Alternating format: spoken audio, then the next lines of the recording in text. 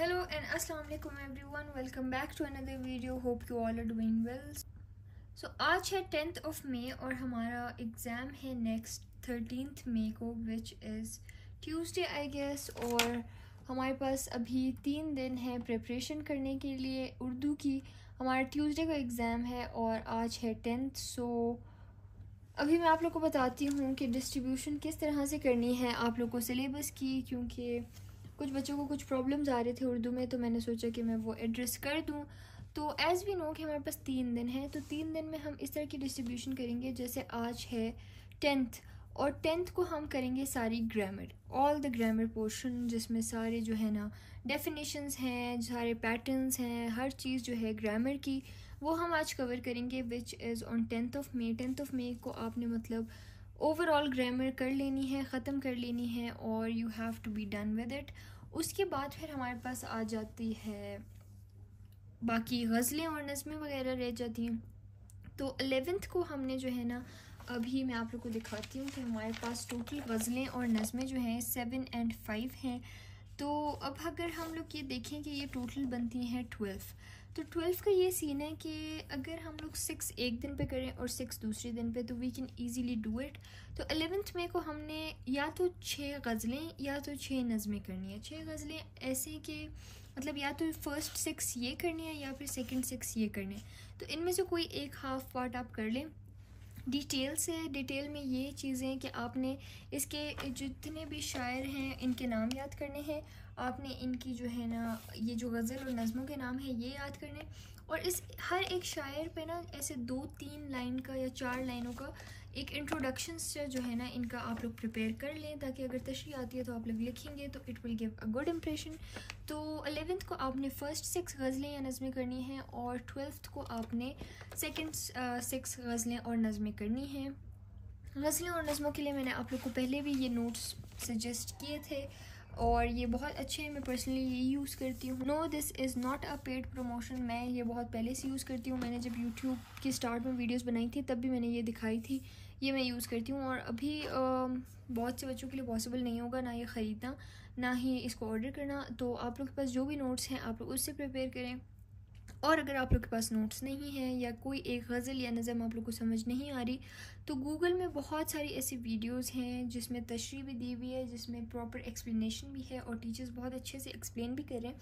तो आप लोग वो वीडियो देखें और अपने कॉन्सेप्ट्स को क्लियर करें.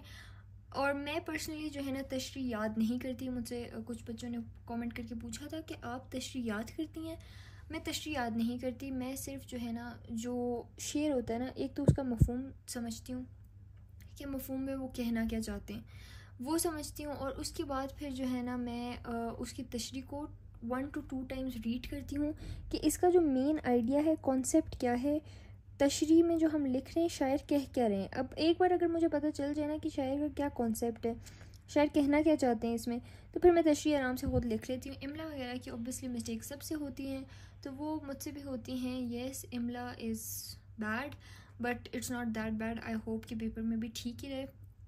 एंड येस, तो ये चीज़ें हैं, मैं तशरीह याद नहीं करती. और मुझसे बहुत से लोगों ने ये भी पूछा था कि जो पैराग्राफ की तशरीह है वो किस तरह से करनी है.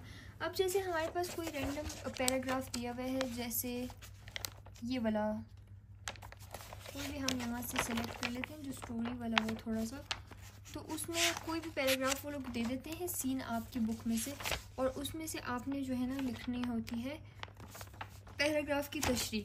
अब पैराग्राफ की तशरीह के कुछ रूल्स हैं कि आपने तशरीह मतलब लंबा करके लिखना होता है. जो समरी होती है ना, समरी को आपने 1/3 लिखना होता है, और जो तशरीह होती है उसको आपने लंबा करके लिखना है. तो कुछ बच्चों से तशरीह लंबी नहीं होती, लेकिन करनी पड़ती है आपको, क्योंकि वो ऑब्वियसली 2 पेजेस उन्होंने आपको दिए हुए हैं.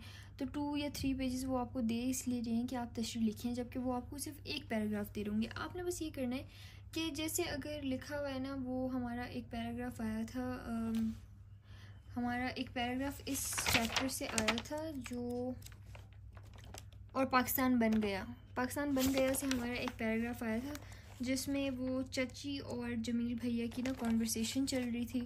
तो वो बस उनको ये कह रहे थे कि भाई आपकी तार आ गई और आपने जाना है. तो वो इस तरह की कॉन्वर्सेशन थी, कोई ख़ास कॉन्वर्सेशन नहीं थी कि उसमें आप बहुत ज़्यादा कुछ एग्जैजरेट कर सकें या कुछ ऐड कर सकें। तो उसमें यही था कि बस आपने कॉन्वर्सेशन बढ़ानी है, आपने वर्ड्स अपने बढ़ाने हैं, मतलब आपने लंबा करना है, आपने उसको एक ही बार में इतना लंबा करना है कि आपको बार बार रिपीट करने की ज़रूरत ना पड़े। मतलब आप उसको लंबा करें बेशक, लेकिन एक जुमले को बार बार रिपीट मत करें। और आपने मेक श्योर करना है कि अगर आपको कोई शेर वगैरह आता है उसी किस्म के टॉपिक से रिलेटेड और कोई कॉन्टेक्स्ट है उसमें, तो आप वो शेर लिख लें। और बस आपने इसी तरह बस उसको रीड करना है। पहले तो आप जो है ना पूरे पैराग्राफ को रीड करें। अगर पैराग्राफ को आप तशरीह के फॉर्म में मतलब लिख सकते हैं ना प्रॉपर विदाउट डिट्टो कॉपी किए, तो आप अपने ओन वर्ड्स में सारी तशरीह लिख लें।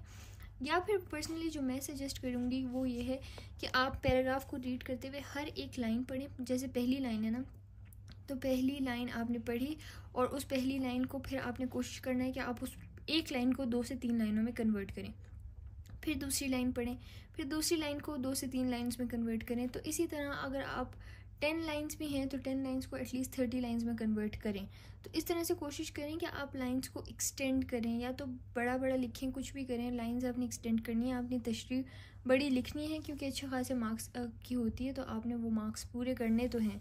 तो ये सीन होता है तशरीह का। और इसी तरह नज़म की आई थिंक नज़म की जो है ना शेर की तशरीह एक साथ करनी होती है। मतलब जो बंद है ना, हर शेर की एक साथ तशरीह करनी होती है। गज़ल में हर शेर की तशरीह अलग अलग करनी होती है। जैसे गज़ल में जब आप तशरीह लिख रहे होते हैं तो आपने लिखना है कि पहले शेर में शायर कह रहे हैं, फिर वो तशरीह करनी है।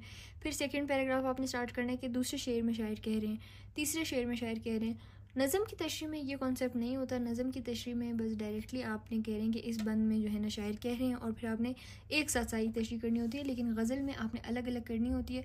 रेफरेंस शेयर के लिए मैंने जो है ना एक पेज पे बहुत सारे रेफरेंस शेयर लिखे हुए हैं जो हर एक में यूज़ हो सकते हैं।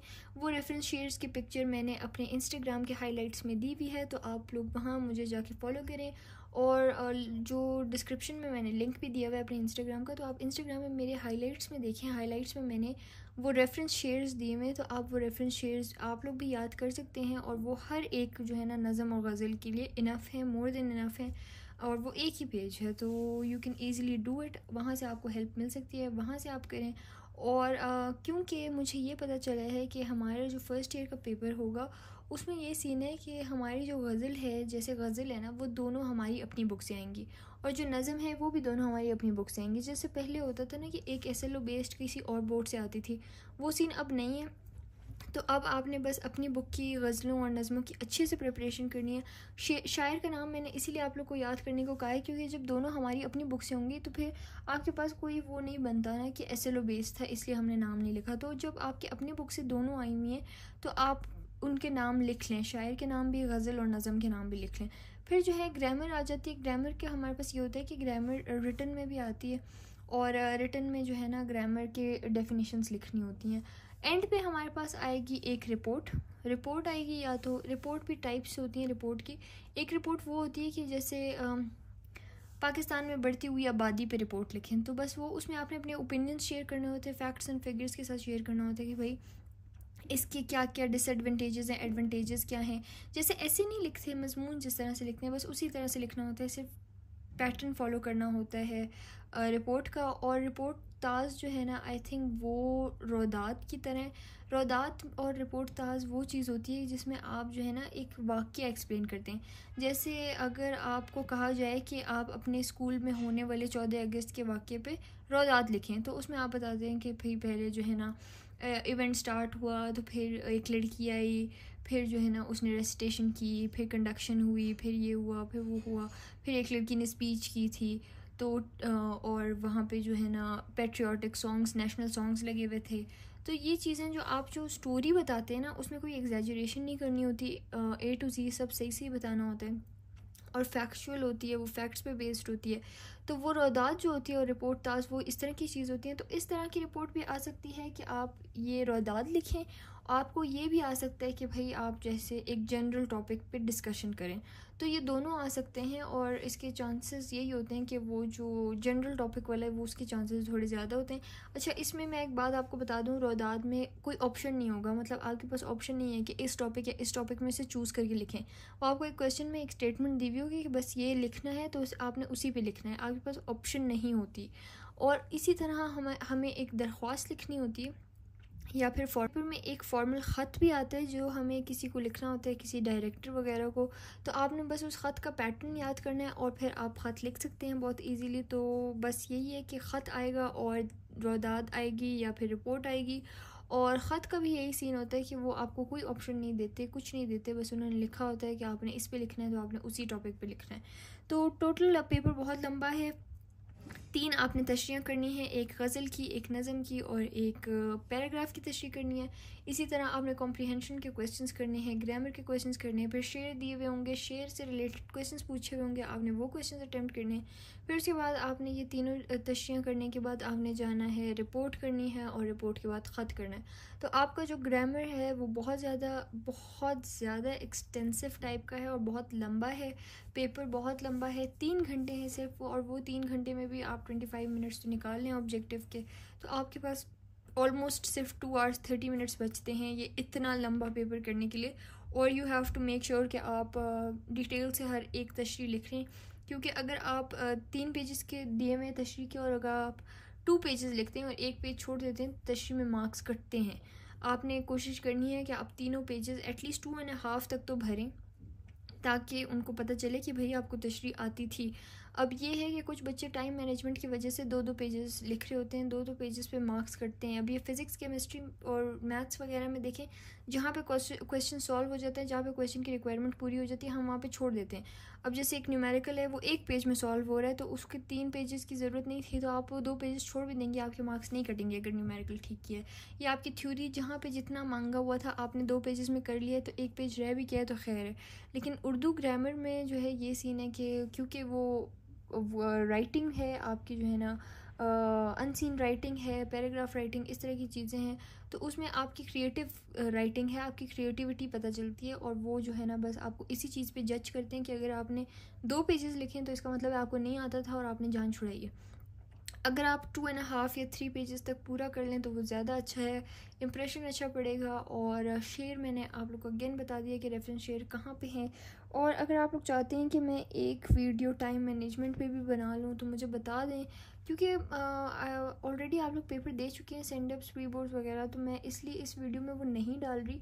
लेकिन अगर आप लोग को लगता है कि आप लोग को नीड है कि मैं आप लोग को बताऊँ कि टाइम मैनेजमेंट किस किस तरह से करनी है, तो मैं वो बना दूँगी, मुझे तो कोई एतराज़ नहीं है। तो आप लोग मुझे बता दें। ये बुक फ़िलहाल मैं यूज़ कर रही हूँ, इसमें सारी ग्रामर भी है, सारी तशरीह भी हैं। सेकेंड ईयर में भी अब जब हम जाएंगे तो सेकेंड ईयर में भी आप लोगों ने इस तरह की जो भी बुक मिलेगी अच्छे पब्लिशर की, कोई भी जिसमें अच्छे नोट्स होंगे, तो आपने वो साल के शुरू में ही ले लेनी है, क्योंकि this is a life saver. क्योंकि हो सकता है मेजॉरिटी केसेस में बच्चे कॉलेज नहीं गए हुए होते हैं, उनको नोट्स नहीं मिले हुए होते हैं, या कॉलेज स्किप किया हुआ होता है, या फिर हैंड रिटन नोट्स जो होते हैं वो उनके कंप्लीट नहीं होते हैं, तो बहुत प्रॉब्लम क्रिएट होती है, एक उर्दू में और एक जो है ना हमारे पास मैथ्स में।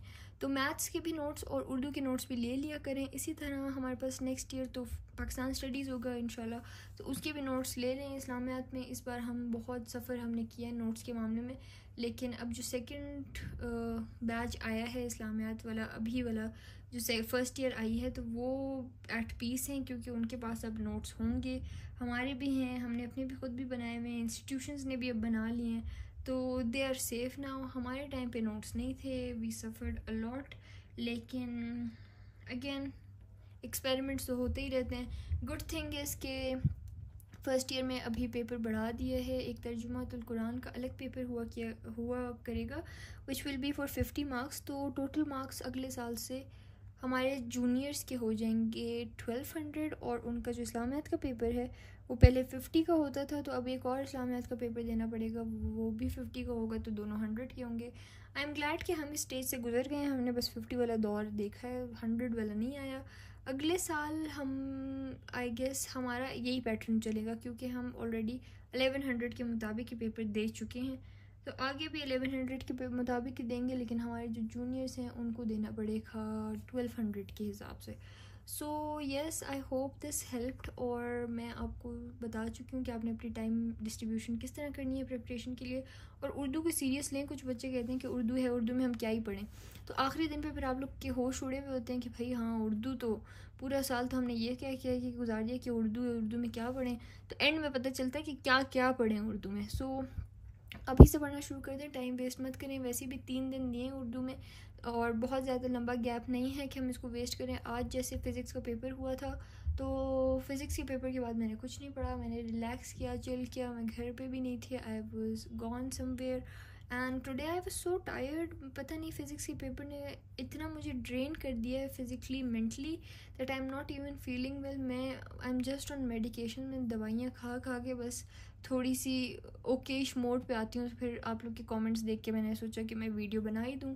So yes, physics is finally done and it's gone, ख़त्म। बुक से जान छूट गई है हमारी, और बट टेम्परेरीली छूटी है क्योंकि फ़िज़िक्स की ये बुक और मैथ्स की बुक से हमें फिर एंट्री टेस्ट की तैयारी करनी होगी। सो टेम्परेरीली छूटी, टेम्परेरीली भी जान छूट गई है, तो आई एम हैप्पी। खैर, अभी उर्दू का मैंने आप लोग को बता दिया है। अगर कोई भी आप लोग को और प्रॉब्लम्स हैं तो इस वीडियो के कमेंट्स में आप लोग मुझे बताएं, ताकि फिर जब मैं नेक्स्ट वीडियो बनाऊंगी तो कमेंट्स एक ही जगह पे सारे होंगे, तो मैं एक बार में रीड करके सबके आंसर्स दे दूँगी। अलग अलग जगह पे अगर आप लोग कमेंट्स करेंगे तो फिर मेरे लिए डिफ़िकल्ट हो जाता है वो रीड करना और उन सबको एक ही वीडियो में डालना। So yes, this was it for today's video and I hope this was helpful. Remember me and my family in your prayers. Till next time, Allah Hafiz.